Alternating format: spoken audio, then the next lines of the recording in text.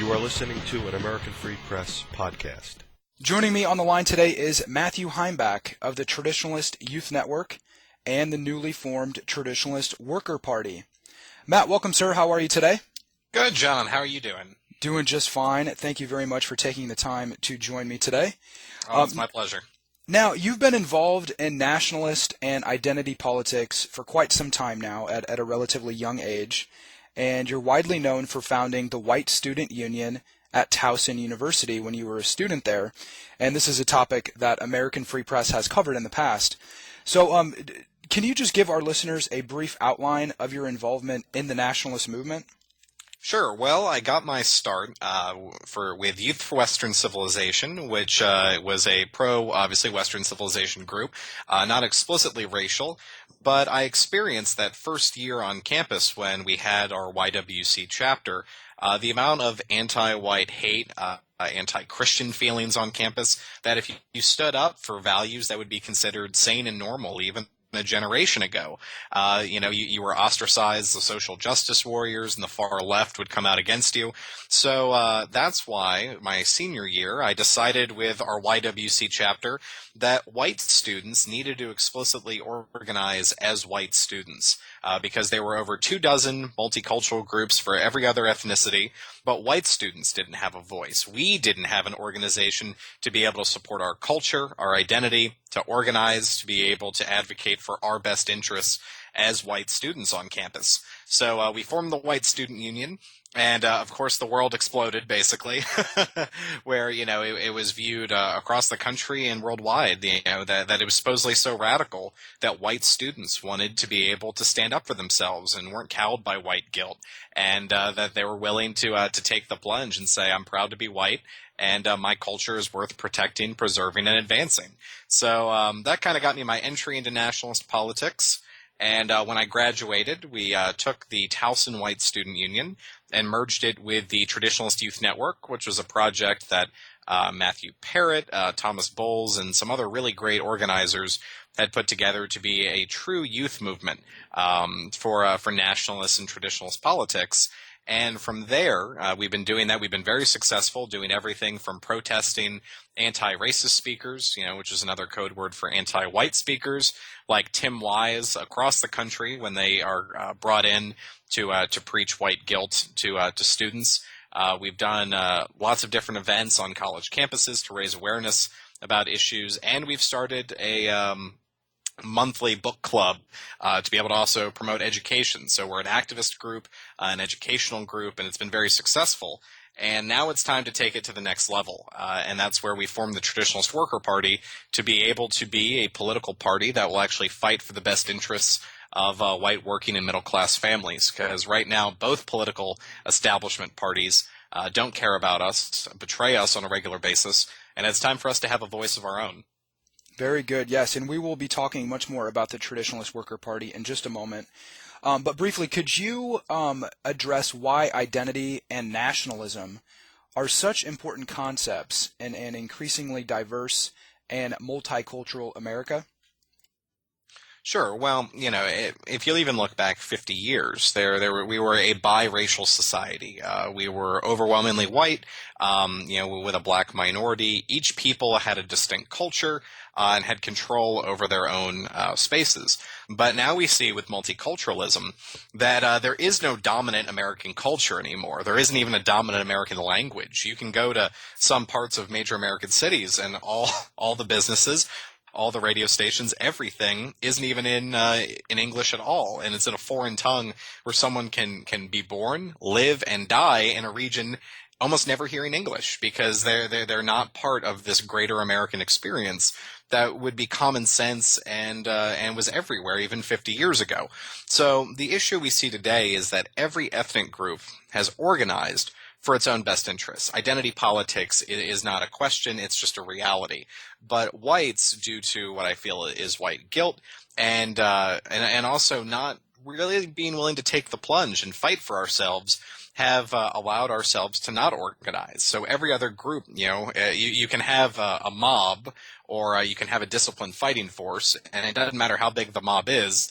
the disciplined fighting force will always prevail. Anyone who's seen the movie Zulu knows that, and that's kind of where it's at now, where whites, if we don't stand up for ourselves as we're moving towards being minorities in the United States and around the Western world, we need to advocate for ourselves. But it's nothing radical. The idea of having an identity and then manifesting it through nationalist politics, it's not radical. Literally every other group does it. The Jews do it, the blacks do it, the Hispanics do it, the Asians do it. Everybody does it except for us. So that's why it's time to finally get in the game, because right now we're just letting the other teams score points. And it's time to be able to lace up our shoes, get on the field, and start playing, because identity politics is here to stay.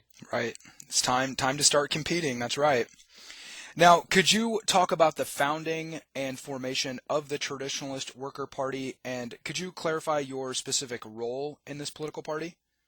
Sure. Well, I am the chairman of the party, which means I'm the leader, but I'm also a glorified tiebreaker for our board of directors on different issues. And the foundation of the party came about because I've been involved in nationalist politics for several years. Some people like my father-in-law Matt Parrott has been a white advocate for over a decade. Some of the people we're involved in have been doing it since before I was alive.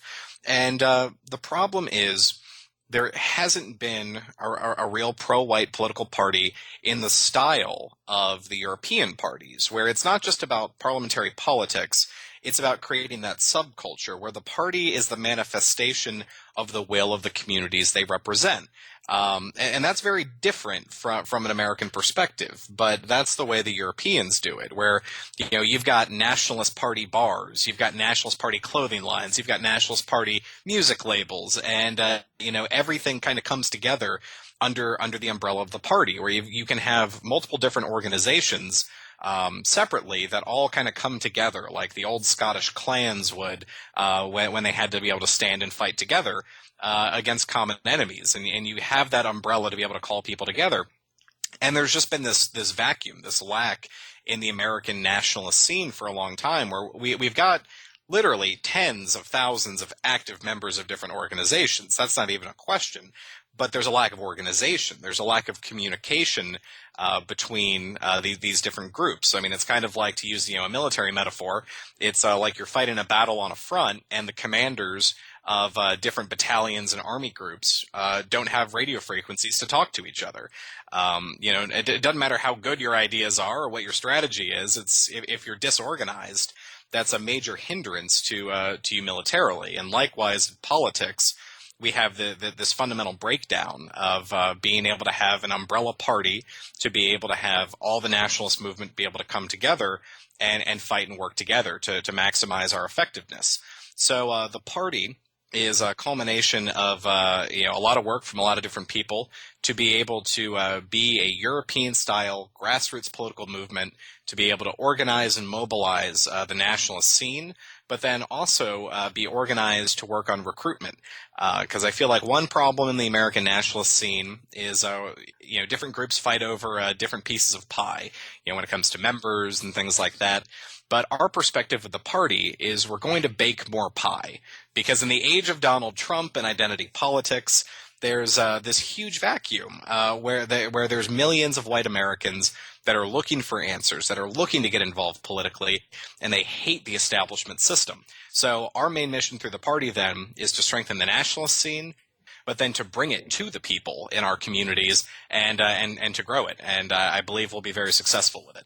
Very good. Yeah, and I'm looking at the Traditionalist Worker Party website right now. It's tradworker.org, and we will have this linked up when we post this podcast program. And let me just read just a brief section here.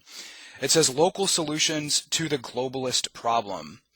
And it says, "The Traditionalist Worker Party is America's first political party created by and for working families. Our mission is defending faith, family, and folk against the politicians and oligarchs who are running America into the ground. We intend to achieve that goal by building a nationwide network of grassroots local leaders who will lead Americans toward a peaceful and prosperous future, free from economic exploitation, federal tyranny, and anti-Christian degeneracy." Now, could you maybe just elaborate a little bit on the platform of the Trad Worker Party? What are some of the main issues that the party is Sure. concerned with? Yeah. Probably the number one is, of course, we are economic third positionists. And, what that means is we're neither capitalist or communist, but we're economic nationalists, where we put the people and the nation first. Where capitalism is class warfare of the top against the bottom, and communism is class warfare of the bottom against the top. We believe for a nation to be strong, we need to have class cooperation, not class warfare. So that's where our party actually is the first American party that is economic third positionists, which is very common in Europe. Groups like Forza Nova, the NPD, Golden Dawn, that many of your listeners are familiar with.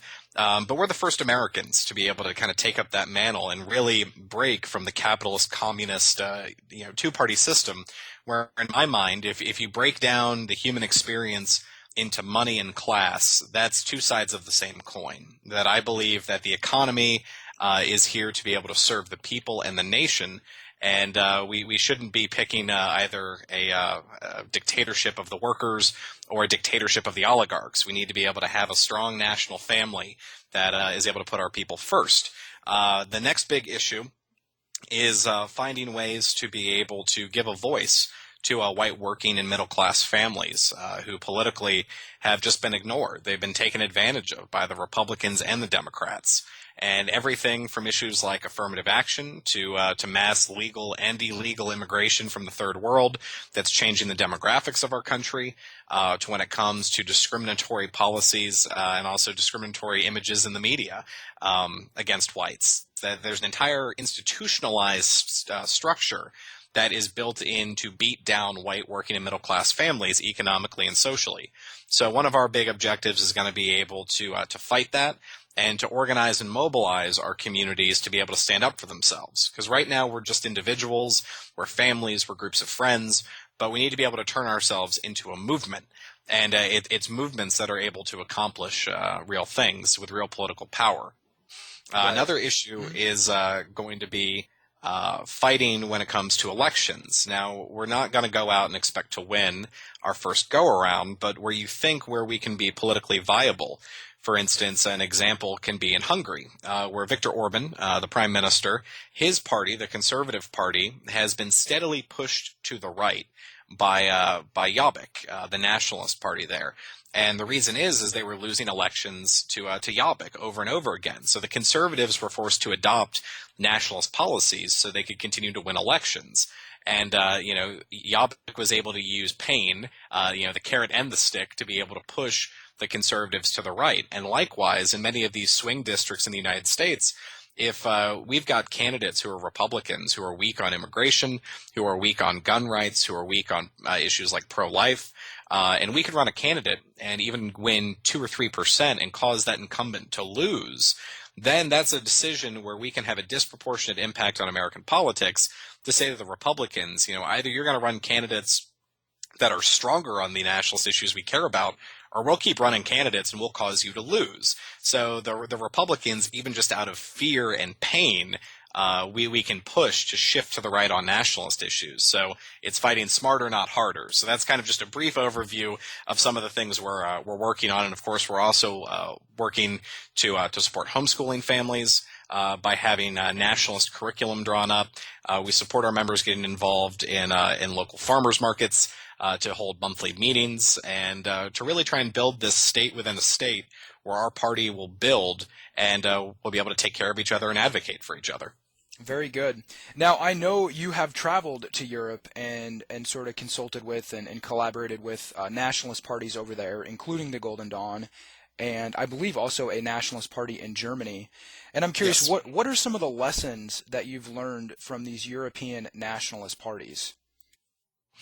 Well, the biggest thing is this that I've learned from the Europeans is, in our perspective, we need to be able to create, like I said, the idea of the party being something that is part of your life. It's an all-encompassing thing where, where the party helps take care of members of the community who are in need. The party is the way you identify. Running candidates is just part of it, but it's this entire subculture. And we really need to build that, because in American politics, you pick Team R or Team D, and then it's just like fans who show up for the playoffs and wave their banners, and then they go back to sleep until the next season. American politics is kind of like that, and we need to be able to create a political force that is agitating every single day for the best interests of our constituents. Like Golden Dawn is a great example, where Golden Dawn spends almost all of their time and money helping needy Greeks, whether it's feeding Greeks, getting job training for Greeks, supporting local businesses, encouraging their members to start businesses to be able to create jobs.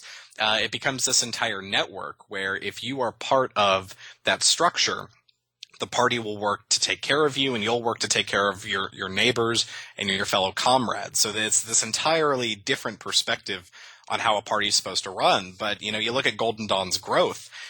They've proven that this is a working model, that the people learn to trust you more than the other parties that just care about their votes. We care about the people. We're going to put the people first, and that's a huge break from establishment politics as it is. I mean, where that's how I kind of see it's more important for our party members to be able to, if there's a widow or a grandmother, to be able to shovel her driveway or rake her leaves, or walk an old person to the bank so they can be able to withdraw their Social Security without fear of getting robbed or mugged on the way. That's far more important than just giving a stump speech and trying to win people over to vote for you one time. We need to build lasting relationships in our communities and change people's lives for the better.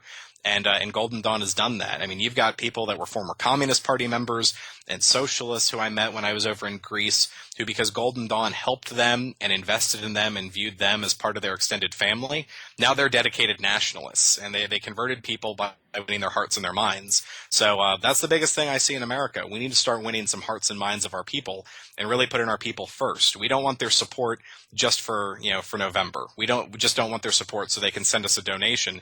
We want their support because we want our political movement to make their lives and the lives of their children better. So this really does, the movement you're hoping to create, this really does transcend politics. It's much bigger than that. Yeah, it's working to have an entire societal structure where, I mean, if you look as an example really in any nationalist movement, in Lebanon, Hezbollah, of course, the Lebanese state was an absolute mess for many years, and Hezbollah started opening schools. They started getting doctors. They started potholes. They started getting food to hungry Lebanese, and they won the support within their community. They were able to provide the services because they cared about their people better than the state could, and people give them their support. And that's just an example of one group in one country. But likewise, if you just look at the millions of white Americans who have been abandoned. I mean, Appalachia is the poorest part of America, with generational poverty, life expectancies that in some places is a decade shorter than areas in Washington, D.C., where the establishment politicians live. And we're talking about people who are in a great need, who have been abandoned economically, politically, and socially. So if we can get into these communities where these people need help, and they don't need a hand out, they need a hand up. And that's kind of the idea of the party. We love our people and believe in them and want to give them that hand up to help make their lives better. And we're going to transcend petty party politics. When we go into an area, we want to be boots on the ground, invested, that these people know we're not after November just going to pick up and go away, that we're in here for the long haul to be able to revolutionize their communities and the lives of their fellow citizens. So that's a really European idea, and that's what we're looking to build. Now, how many candidates will be standing for election in 2016? So we're looking to get off to a slow and steady start. So we're going to be having one candidate run just in 2016. But the main thing that we're focusing on is building our ground game. We want to be able to, in the areas where we have local chapters, and we've got chapters in 3 different regions of Kentucky, in Pennsylvania, in California. We're going to be holding a big rally in California in May, which is going to be great on the State House steps is the plan right now. to be able to build this ground game. So as we unite the nationalist cause, we find people that want to run for office that are well known in their communities. And then that's where the plan is. So for the midterm elections, to be able to roll out a full slate of candidates, which, after we've built that ground game, I think we're going to be more invested in the communities than the Republicans and the Democrats are, because we're really going to put our efforts into being a part of the community and not just being parasites on the community like Republicans and Democrats seem to be in every single area. Now, there is an upcoming conference. The Traditionalist Worker Party conference is going to be taking place on Saturday, February 13th in Harrisburg, Pennsylvania. Can you give us any details about the conference and maybe talk about some of the speakers that will be there? Sure. Well, we're really excited because we're bringing together folks from our Mid-Atlantic region to be able to come together and talk about plans for activism, for how we're going to be able to have all these different groups come together, and what our plans are, and then how we're going to put those plans into action.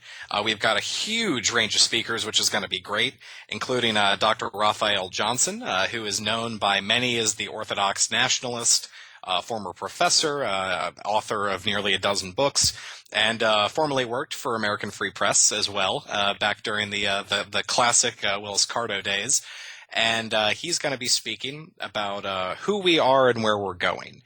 So we've got, a professor, a very well-read man, and a very good friend of mine who's going to give a great talk. I'm going to be speaking as well, kind of about the party, and where and how we're different and what we're going to do. We're going to have some live folk music performed, which is going to be great. A friend of mine, Patty, who is also our Mid-Atlantic regional coordinator, is an amazing folk musician, so he's going to be performing live for us, which is going to be very exciting. And my good friend John Friend is going to be speaking as well. So. Yes, American Free Press will be there to cover the event. I will be there, and yes, I will be speaking. And I'm very excited myself. I think this will be a great opportunity to meet new people and to network and to really take this to the next level.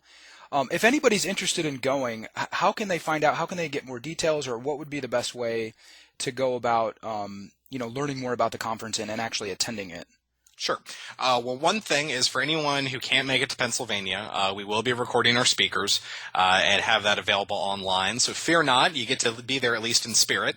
But for folks who want to be able to come, we believe it is very important, especially in this early building phase, to protect the identities of our members and our supporters, to be able to, as we're building this infrastructure. So, soon we're going to just be having totally open public meetings where, bam, we put it on the internet exactly where we're going to be. But for now, we're in this building process. So anyone who's interested can go to tradworker.org and send us an email on the contact and get in touch with us so we can give you the details. Our plan so far is we're going to have a meeting spot in Harrisburg and then take everyone to the conference. And it's going to be a lot of fun. We're going to be doing it from 1 to 5. And then afterward, we're all going to go out and get some food, have lots of fellowship. It's going to be a full-day event that you don't want to miss. So just head over, for anyone who wants to come, to tradworker.org. Send us an email. It's contact@tradworker.org. Easy to remember. And send me an email, and we'll get you in touch with a meeting location. And then we'll have a great time on the 13th. Very good. Well, thank you so much for taking the time today, Matt. I look forward to meeting you next week and, having just a great conference. I'm very excited. Looking forward to it, John. I'll see you soon. Okay, thanks.